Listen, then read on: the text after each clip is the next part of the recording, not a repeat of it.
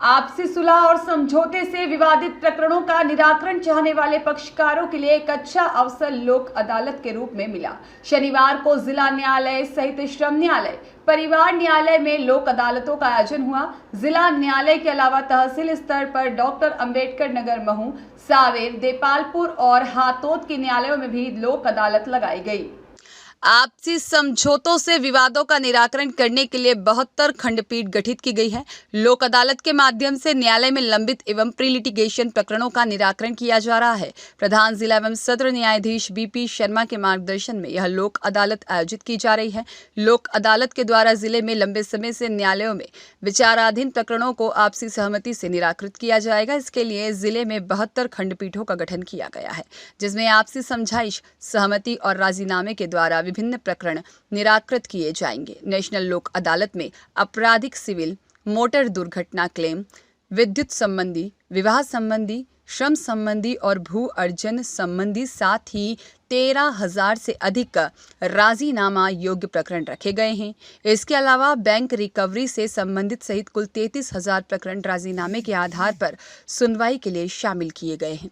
इन प्रकरणों के निराकरण के लिए जिला न्यायालय इंदौर में 48, कुटुंब न्यायालय में 5, श्रम न्यायालय में 1 और तहसील न्यायालय अंबेडकर नगर, देपालपुर, सावेर और हातोद में 18 खंडपीठों का गठन किया गया है। इस प्रकार कुल 72 खंडपीठों में विभिन्न न्यायालयों के लंबित प्रकरणों पर सुनवाई हुई। वहीं पिछली लोक अदालत में बीमा कंपनी और सड़क दुर्घटना में मृत हुए आरक्षक की पत्नी के बीच सेटलमेंट हुआ और जहां इस प्रकरण में रॉयल सुंदरम कंपनी द्वारा मृतक की पत्नी को 50 लाख का चेक प्रदान किया गया। चेक से पहले मैं आपको थोड़ा सा ब्रीफ करूं कि आज इस माह की तीसरी बड़ी लोक अदालत है और यहाँ पर चेक से और दूसरे कई तरह के मामले, पेंडिंग मामले, कुल 13,000 ऐसे केसेस जिसमें राजीनामा हो सकता है। केसेस की संख्या यहाँ लाखों में है, तो कंपाउंडेबल केस हम लोग यहाँ राजीनामा में निराकरण के लिए रखते हैं।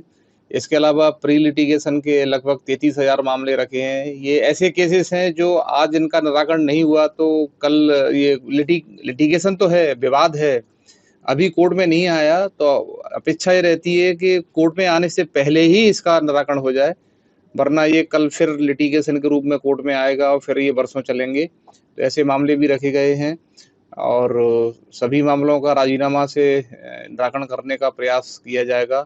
इसके अलावा बाहर बैंक, फाइनेंशियल इंस्टीट्यूट, प्राइवेट और सभी सेक्टर, पब्लिक सेक्टर और नगर निगम, एमपीवी सभी के स्टॉल लगे हैं। वो लोग भी अपने केसेस का निराकरण करने का बाहर प्रयास कर रहे हैं। यद्यपि इस बार चुनाव है और चुनाव की वजह से पुलिस और दूसरे डिपार्टमेंट के अधिकारियों का उतना सहयोग नहीं मिला, क्योंकि चुनाव का समय था, बहुत सारे काम थे।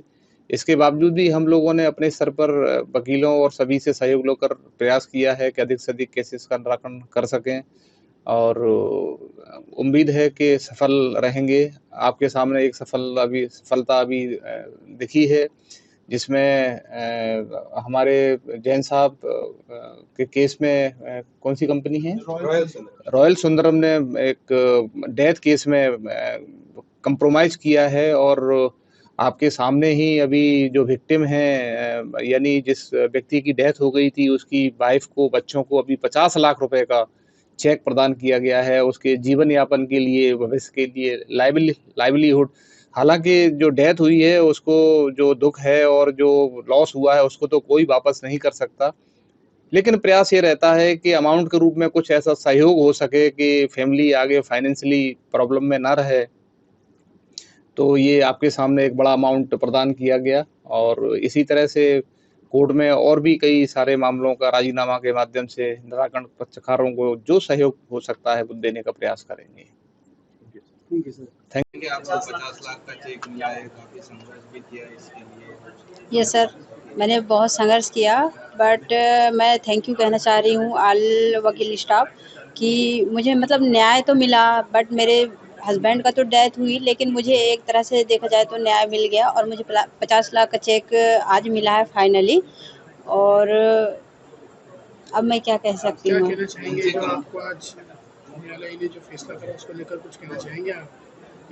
सर, न्यायालय ने जो फैसला किया उसको तो अब ठीक है, बहुत अच्छा, मतलब कहना चाहिए तो मेरे फ्यूचर के लिए बहुत अच्छा है कि एक मेरे बच्चे की भविष्य के लिए एक सिक्योर मैंने एक राशि प्राप्त हुई मेरे को। लेकिन अब मैं क्या कह सकती हूँ, कुछ कितने नहीं। पहले आपने केस लगाया था और कितने समय बाद सर इसका टाइम ड्यूरेशन है 2 इयर्स हो गया है।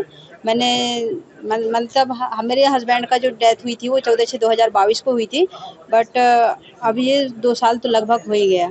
इस लड़ाई में आप अकेले थे कि परिवार भी आपके साथ में था? सर इस लड़ाई में मेरे फैमिली मेरे सपोर्टेड थे। नाम बताओ, आपका नाम बताओ। सर मेरा नाम उर्मिला ताराम। कौन सी कंपनी में आपके हस्बैंड?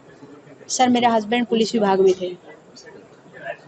सर आपके द्वारा चेक किए गए हैं, जी, मैं Jayesh Sharma royal Sundaram general insurance company में लीगल मैनेजर की पोजीशन पर पदस्थ हूँ एमपी में। ये जो प्रकरण था इसमें डिसीज्ड एक पुलिस ऑफिसर थे जिनकी मृत्यु हुई है और हमारी बीमा कंपनी ने ये क्लेम को एनालाइज किया और जेन्युइन क्लेम था, तो इसलिए हम जेन्युइन क्लेम्स ऑनर करते हैं।